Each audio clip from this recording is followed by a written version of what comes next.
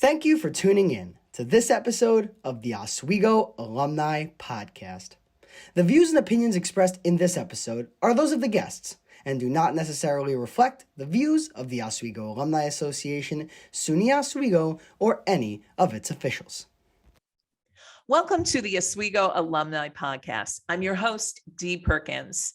Today, we're talking to Roberta Berkowitz. If you've watched CSI, CSI Miami, CSI New York, CSI Las Vegas, you might have an idea of what Roberta does. Her company, Prendo Forensics, provides equipment to law enforcement departments around the country, including the gear to test for blood, DNA, and other crime scene particulars. Thanks for joining us, Roberta. Thank you very much. I appreciate the invitation to meet with everyone and speak with you. So I have something very nice to read from LinkedIn for you. Dave McDonald said of you, she brings a passion and excitement for life and for work, and she does it in a way that's incredibly addicting. If you haven't taken time to get to know Roberta, make sure you do. It will be well worth it. I guess we all owe Dave a lot of money. Thank you very much, Dave, wherever you are. That's very, very nice. And I have a passion for what I do. And I'm glad it comes across and comes through when I'm speaking with my customers and friends and everyone around me. So tell me, what makes you passionate about providing these supplies to law enforcement? What is it that gets you through your day? I love what I do, first of all. So when you love your profession, that gets you through your day.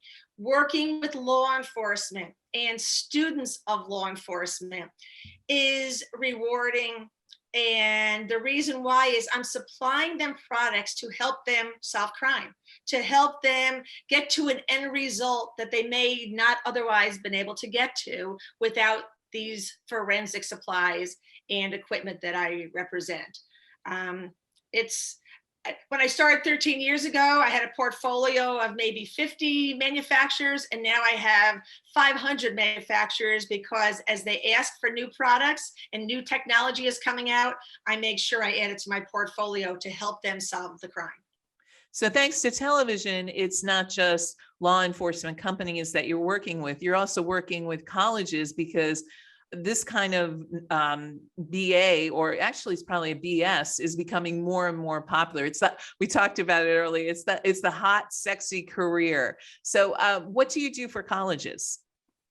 What I do for colleges, I work with them from two aspects. I work with a lot of the college police departments. I mean, some of the college police departments are larger than some city police departments. I mean, if you picture a University of Michigan or a Notre Dame, and some of these huge colleges where they have a full staff of so many, they have chiefs and lieutenants and investigators. Some small cities may only have 3 or 4 people in their department. So I work with a lot of college police departments.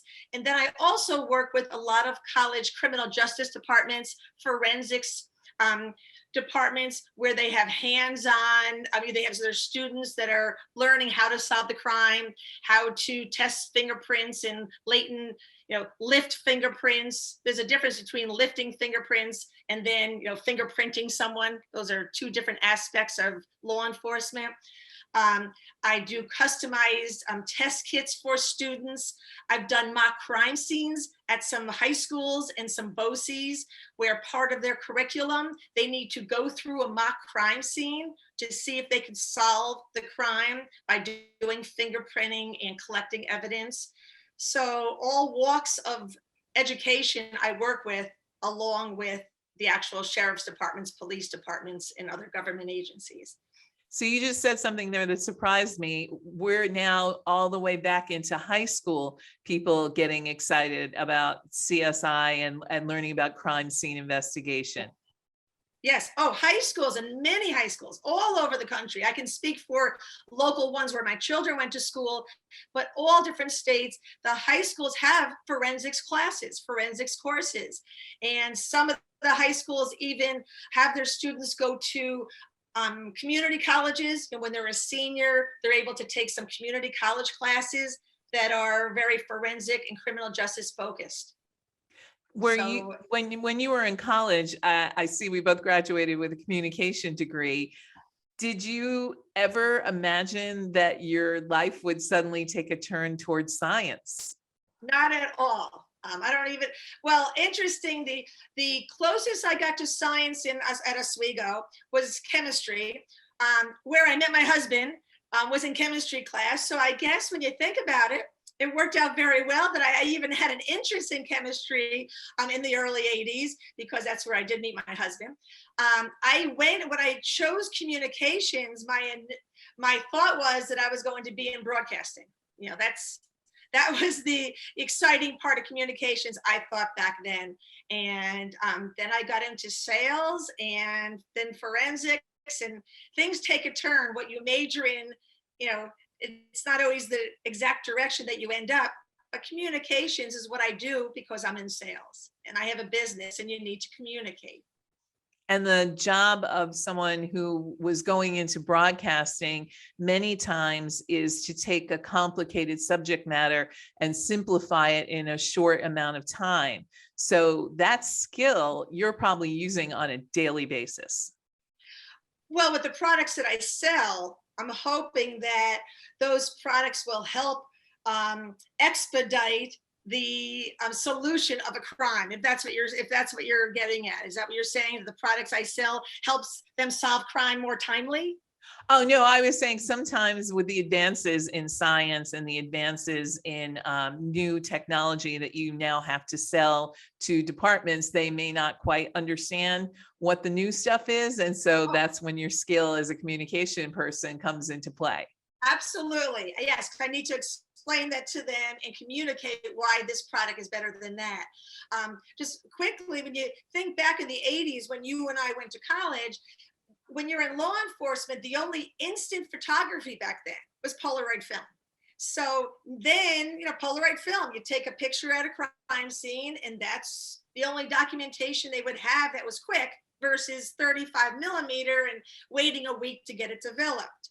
So you talk about technology, now everything is digital. And a lot of people in law enforcement have been there 20, 30, 40 years. So they're used to old time, the Polaroid films of the world and 35 millimeter. Like myself, I'm old school. And then I have to show people how now to get into this digital world, not just with an iPhone taking pictures of family, but of crime scenes, and how digital photography is imperative, and it's so advanced. There's so much they can do. A little more difficult than it was when you pull a piece of film out of a Polaroid camera and blow on it, so it develops. I love that you have the history to be able to see what came before and now talk about where we are now. The world very much changed before our eyes for those of us that graduated in the 80s. So now that this is something that you're doing on a daily basis, I have a feeling some new cutting edge technology that's just being released that you'd like to share with us. There's so many different aspects in law enforcement to solve the crime, or steps of solving the crime. Like drug test kits, they've changed dramatically. You find a drug, you put it in a pouch, you squeeze the pouch, you see if it's the drug. There's different pouches for different drugs to identify, is this marijuana, is this oregano? That's not a great example. Is this baking soda? Is this cocaine? And there's pouches. Now the drug test kits are becoming more digital, I guess you can say, that you put a test of a drug on a drug test pouch, and then you scan it with your phone, and that will read what the drug is. So it's not just let's squeeze it, let's save it. That's technology, when now you're using your iPhone to be able to scan. When you read a menu, now there's barcodes and scans. And so that is unbelievable how something like that is now getting into the digital world. I sell things like drying cabinets. You find bloody clothes at a crime scene. You find comforters, and the technology of drying cabinets, they have to put these things, the clothes or whatever they find, in a big refrigerated unit. and that helps cross-contamination. So you put it in there rather than old school. They used to lay out the shirts to let it dry on like a clothesline or on a lab table, but then there's potential for cross-contamination. So now you have equipment, you can travel with it, you put it in there in the equipment and you'll lock it so no one can touch it, and the equipment dries it out, so all they have left is DNA. And you're not going to have a problem with, nope, that touched old lab table, that was someone else's DNA. Does that make sense? Oh, very much so. Very much so. Single-use products. Now I sell single-use, one-time fingerprint brushes, one-time powders. So you can't use the same brush on 3 crime scenes, because then there's an issue of cross-contamination, and then there's an issue of causing an issue when you go to court. That, someone will say, well, that was used on 3 crime scenes ago.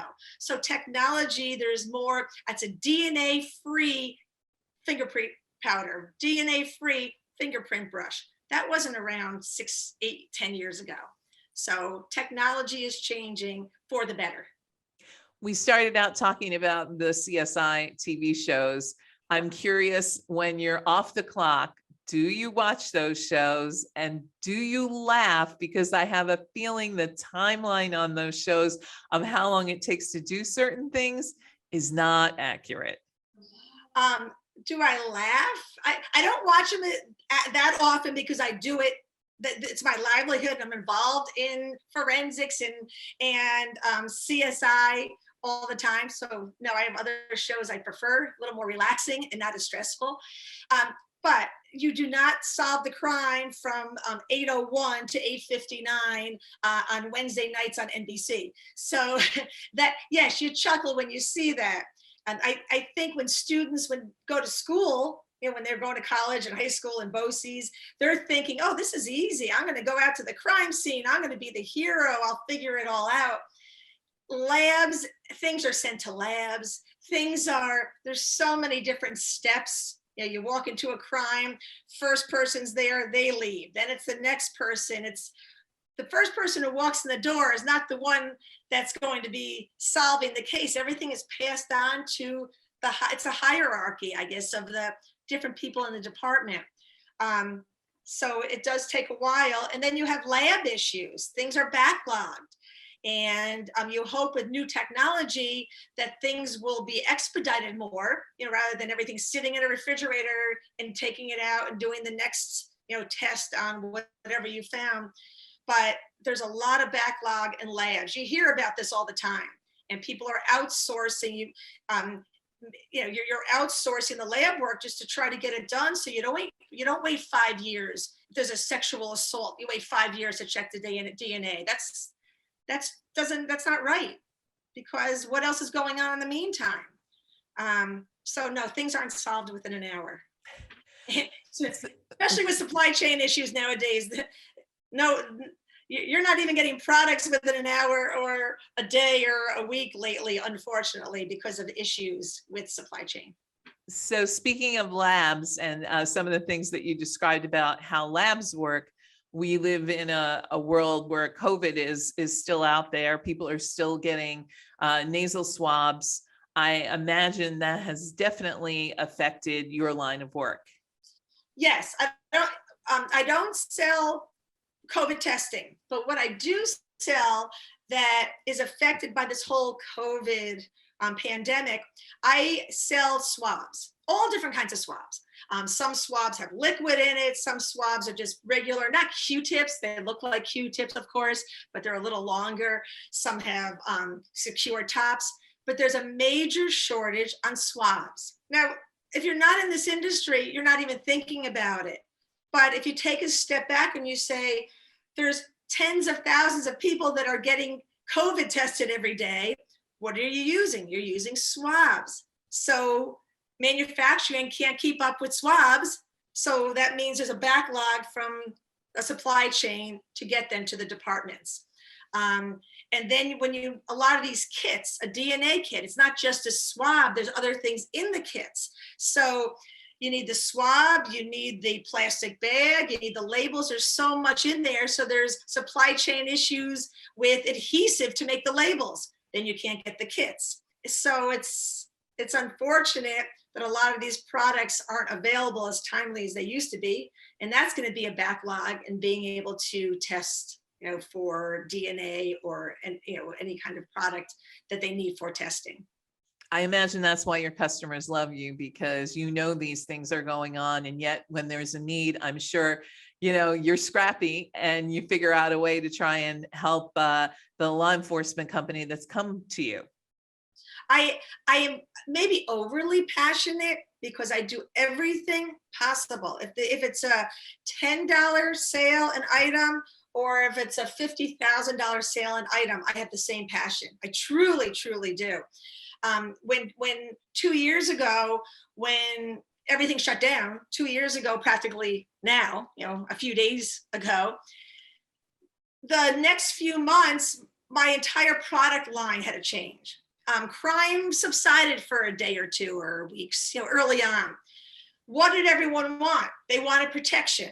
They wanted gloves. They wanted coveralls. They wanted masks and face shields and hand sanitizer. I've always sold gloves, but not to the magnitude that a county calls me and they want 300,000 gloves.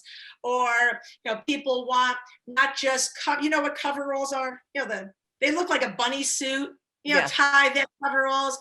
They used to wear them, up to here, but now they wanted to make sure they had the hood and the booties and the face shield. And so I had to start sourcing products. I used to sell them on a smaller scale, but I needed to find a manufacturer and a source on a grand scale. And the fingerprint powders, they were all stocked up at the manufacturers, but they weren't of interest at the moment. Police departments needed protection. And I was very fortunate to find some great manufacturers to supply these products. I even found glove manufacturers from restaurant supply distributors. And because restaurants use gloves, powder free. You don't want the powder all over the food in restaurants, and I need powder free. And I was working very closely with some of these major restaurant suppliers to get gloves for the forensics world, which is, that just shows that I'm going everywhere and anywhere to get them what they want.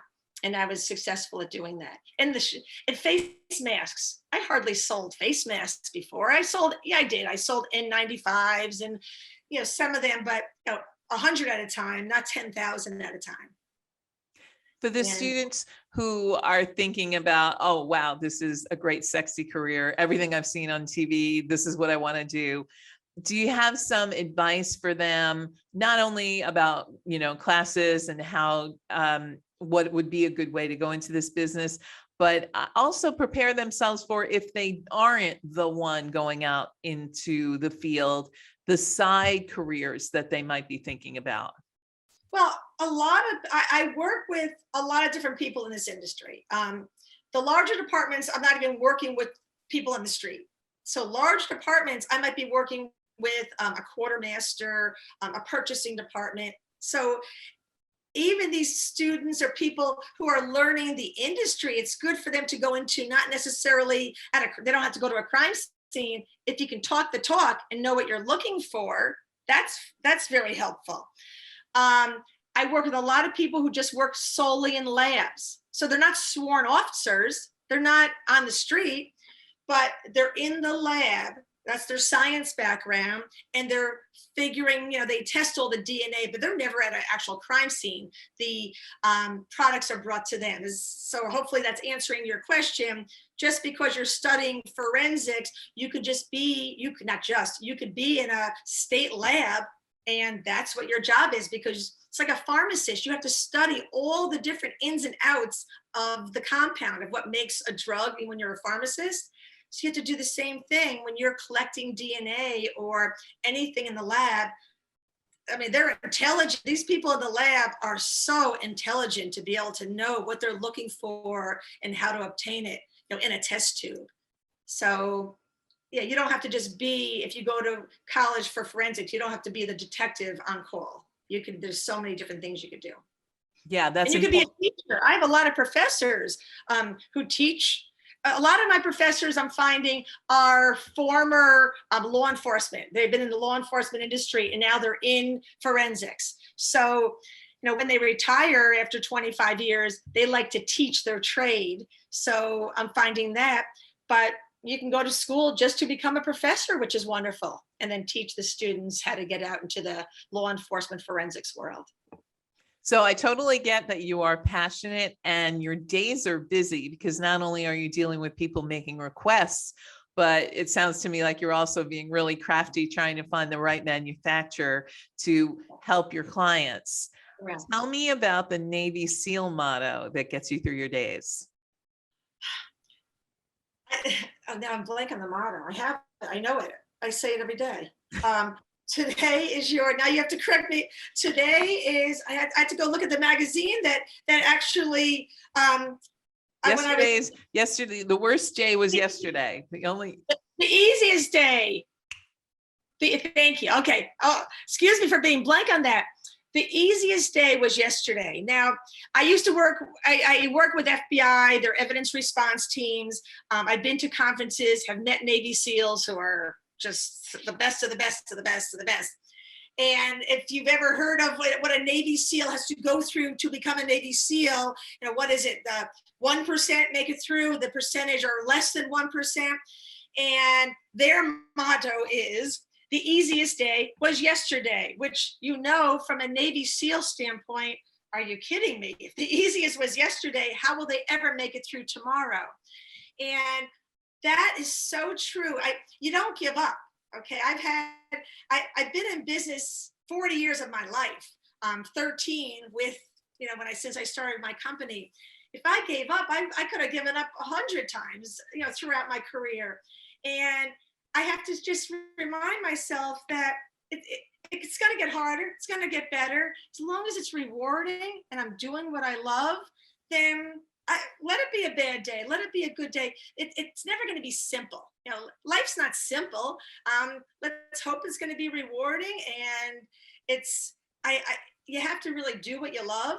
I know a lot of people are in careers and they don't love what they do. I feel you have to really love what you do, and it comes through. And then you can be successful, not necessarily monetarily, but success is also just, how you feel in your heart and how you feel about, how you treat people. So I just look at every day. I do everything I can to try to be successful for law enforcement, to be successful in accomplishing what they need to accomplish. I mean, I look up to them so much. I think every aspect of law enforcement, no matter what you do within that industry, it's phenomenal. It really, really is. And there's no other industry like that. I don't solve the crime. They're the heroes. I hope to get them products and ideas and lead them in the right direction to be able to do what they do best. What an amazing position to support these guys. I mean, really, it really sounds like a great career. It's unbelievable. Men, women, it's phenomenal. I love them. I love what they do. And I have fun. You have to have fun doing what you do, not just love it, but have fun. One of the things that also is on your resume is you are an official women-owned business, which some people think is just a sticker you put on your business. Hey, I'm woman-owned. I'm a woman. I'm woman-owned, right? And I went through that process and I gave up. So I really wanted. Let's talk about that. That's interesting. That's great that you even said that. Not great, but interesting you said it, and very accurate. It is not easy to become a certified woman-owned business. And certified doesn't mean because your birth certificate says you're female. No way. I've had people, there's different certification. There's national certification, every state has their own certification. Some states, New York State is wonderful. They're really good about woman-owned businesses. It's not easy to become certified in New York. It's very difficult, but they have departments that help you through the process. Being a certified woman-owned business does not guarantee business by any means. All it does is give you the certification to have, when people are looking to buy products, if they want to just look in minority, woman-owned business vendors, you have a little group, that they can say, okay, I'll try out Prendo Forensics because she's woman-owned. Let me see what she has to offer. But the certification, they actually come to my house. They want to make sure that I'm running the business. They want to make sure I'm not just a front for the business. I'm a one-person show. I mean, they literally sat with me in my office to make sure that I'm doing the accounting, the receiving, the payables, the sales, the purchasing, because there's too many people, I guess, or businesses that say they're woman-owned, and they're not necessarily woman-owned, but they try to establish that they are to gain opportunities and contracts. But you gave up, and then don't give up though, because eventually you can become woman-owned, but it's grueling. You have to send them tax return. I mean, you have to send them a lot of things to show them that it's all me. And yeah, the deed to my house, I felt like was a bridge too far. But so when they saw a deed to your house, though, because it's under your name, you're saying? Because if you're running your business, if you're running your business out of your house, then they want to see the deed to your house. It was. Mine got pretty far, but they literally spent the day on 2 different states, spent the day when I was trying to get certification in different areas, sitting with me. I mean, they're nice people, and they want to make sure I know what I'm talking about, and I actually, that it's myself that their customers are working with. That's funny. I never heard I understand why you did it though, because federal contracts sometimes say, X amount of the business that we're doing in a federal contract has to go to women-owned certified business. I run a marketing agency. That's not happening.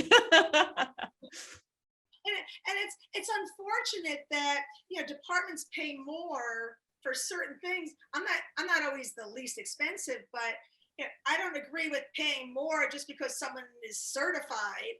But I have to prove myself why they should do business with me.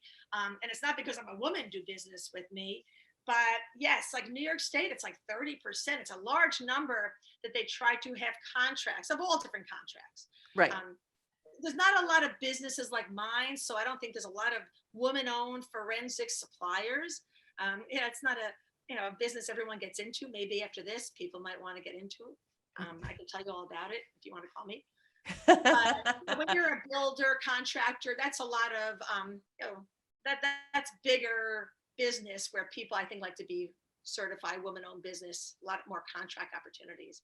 But our state's been very good. I work with Virginia's phenomenal. Some states are really, really great. When you're certified, you get a lot of opportunity. And that's the word, it's opportunity. It's not a guarantee that you get the business. I have to prove myself once they call me. So every once in a while, I like to also throw in a silly story. You are in New Smyrna Beach, Florida, correct? Right now, yes. I spend half my time. I'm fortunate because my business is computer, phone. I visit customers depending on what state I'm in. I am in New Smyrna Beach half the year, correct. So 2 years ago, my college roommate took me there. I was having a tough time, and she knows I love the ocean. And so she took me there and walked down the sand, put my feet in the ocean, so incredibly beautiful. And I got home and I Googled New Smyrna Beach, and you do know it is the shark capital of the world. Shark bite, right? That's correct. I should have put a t-shirt on that said shark. It is, and it's a huge surfing town. It's an island. I mean, it's New Smyrna Beach. You have to go over a bridge to get to New Smyrna Beach, and it's quite large when you get here. It's a decent size, but surfers are everywhere. And I look at them, I'm like, do you know that it is the shark bite? It's the shark bite. So the surfers are like, well, it's a little bite. You justify it because it's the shark bite. It's not, they're not saying that it's the shark death. It's the shark bite. I don't think they filmed Jaws here, but that is what we're known for. You are correct. So and I'm glad you liked it. Does it stop you from going out in the ocean at all? No, I put my foot in there once. That's good. I did what I had to do in the last 6 months. I mean, I live in Lake George, so I put my foot in there once too. So I'm not a big water person. I like living on the water. I'm not a huge swimmer. Oh, okay. So it's a visual. I like seeing the water, but I don't need to go in there. Right. I'm not going to do a triathlon and have swimming part of it. That's correct. Yeah, other people are living in that ocean. I don't need to be a part of them. Yeah, the sharks are there. I don't want to be near them. But if anyone out there has not been to or heard of New Smyrna Beach, Florida, it is phenomenal. It is a surfy, beachy town, and then there's the artsy aspect with the art gallery. It's unbelievable. I found it knowing zero. Came out here about 7 years ago, didn't know a soul, and it's become this is my place. Just love the people, everything about it. I absolutely adored it. It was gorgeous. So Wendy Fikert, shout out to you. Thanks for bringing me there. All right, we get to the best part of the podcast. Does she have a house here, you said? Say one more time. Wendy, is she here now? She has a house here? No, she lives just outside of Orlando, but she knew I loved the beach and she knew it was beautiful and she brought me there. Yeah, it was something. And this is where the people in Orlando do go for their ocean, because there's no ocean in Orlando. So this is if you lived in upstate New York in the Albany area, Lake George was where people went. So if you live in Orlando, New Smyrna Beach is where people go. Except for the sharks. Yeah, I guess no one minds because it's busy, and it's the drivable beach too. Mm-hmm. Like spring break in Daytona years ago, people used to drive on the beach. This is a drivable beach. It's pretty awesome. Wow. All right. So the best part of the podcast is your Oscar speech. So Roberta, you have won the Oscar for Best Actress or Best Forensics Person. Who in Oswego, if you were getting an award during your time in Oswego, who would you thank? I would thank my chemistry class for accepting myself and my husband into the class, because that's where I met my husband, Ned Berkowitz, class of '85. If I didn't go into that chemistry class, I would have never met him. And so I sort of say chemistry. I thank my husband. I met him at Hart Hall. We've been married 35 years, and it's been phenomenal. My college roommate, who I walked in the first day in 1980, Deb Belli, love her, been close ever since. And she has made my college experience. You know Deb? No, I don't, but I love when people say I'm still close to my roommate. I feel like that is such an Oswego thing, really such an Oswego thing. And Peg Lowry. Peg Lowry was the director of alumni. She was in admissions and then director of alumni relations when I was there. And my roommate and I did the homecomings in the summer. So we lived there in the summer, and we were like the head of homecoming back in those years, and the coordinators. Peg Lowry, great friend back then. And she is just phenomenal. And I don't know where she's located now. I have to look her up. She's on Facebook with me. So it's my husband was just who I met at Oswego, and I'm very blessed that I went there. And the rest of that story, Deb Belli and Peg Lowry. So I would say thank you to them. And I would hold up the Oscar, but I guess it hasn't shown up yet. But I can hold up some fingerprint powder, and that would look just as nice. I have fingerprint powder in gold. How's that? Well, listen, thank you so much for making time with us, Roberta. It's been great. If you want to reach out to Roberta, her website is prendoforensics.com, and we'll put that in the show notes.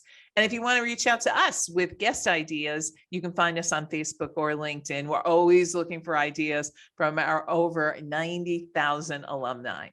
I'm Dee Perkins, and we'll see you next time on the Oswego Alumni Podcast.